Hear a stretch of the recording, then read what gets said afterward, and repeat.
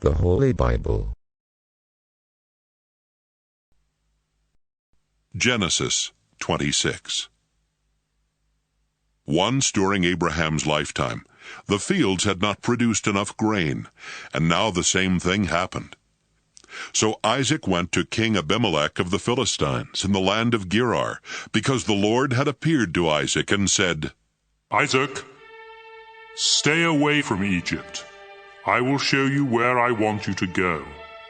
You will live there as a foreigner, but I will be with you and bless you. I will keep my promise to your father Abraham by giving this land to you and your descendants.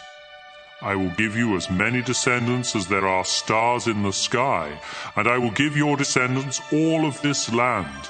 They will be a blessing to every nation on earth, because Abraham did everything I told him to do. Isaac moved to Gerar with his beautiful wife Rebekah. He was afraid that someone might kill him to get her, so he told everyone that Rebekah was his sister. After Isaac had been there a long time, King Abimelech looked out a window and saw Isaac hugging and kissing Rebekah. Abimelech called him in and said, Rebekah must be your wife. Why did you say she is your sister? Because I thought someone would kill me. Isaac answered. Don't you know what you've done? Abimelech exclaimed. If someone had slept with her, you would have made our whole nation guilty. Then Abimelech warned his people that anyone who even touched Isaac or Rebekah would be put to death. Isaac planted grain and had a good harvest that same year. The Lord blessed him, and Isaac was so successful that he became very rich. In fact, the Philistines were jealous of the large number of sheep, goats, and slaves that Isaac owned, and they stopped up the wells that Abraham's servants had dug before his death. Finally, Abimelech said, Isaac, I want you to leave our country. You have become too powerful to stay here. Isaac left and settled in Gerar Valley, where he cleaned out those wells that the Philistines had stopped up. Isaac also gave each of the wells the same name that Abraham had given to them. While his servants were digging in the valley, they found a spring-fed well. But the shepherds of Gerar Valley quarreled with Isaac's shepherds and claimed the water belonged to them. So the well was named Quarrel, because they had quarreled with Isaac. Isaac's servants dug another well, and the shepherds also quarreled about it. So that well was named Jealous. Finally, they dug one more well. There was no quarreling this time, and the well was named Lots of Room, because the Lord had given them room and would make them very successful.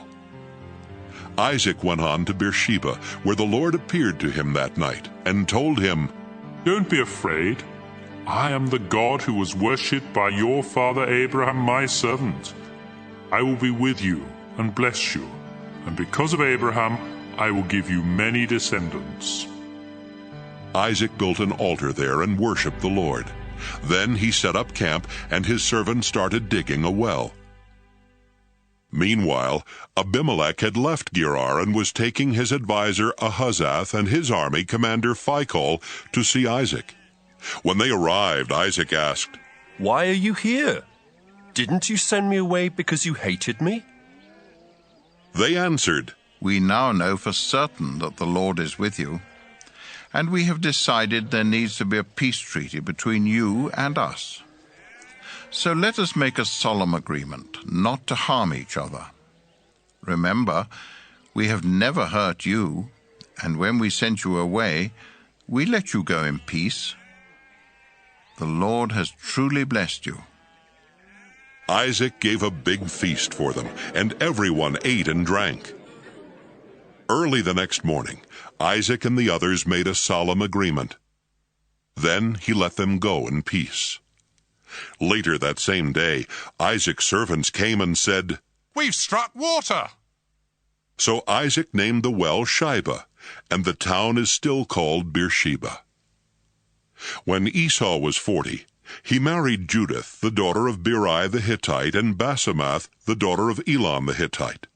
But these two women brought a lot of grief to his parents, Isaac and Rebekah.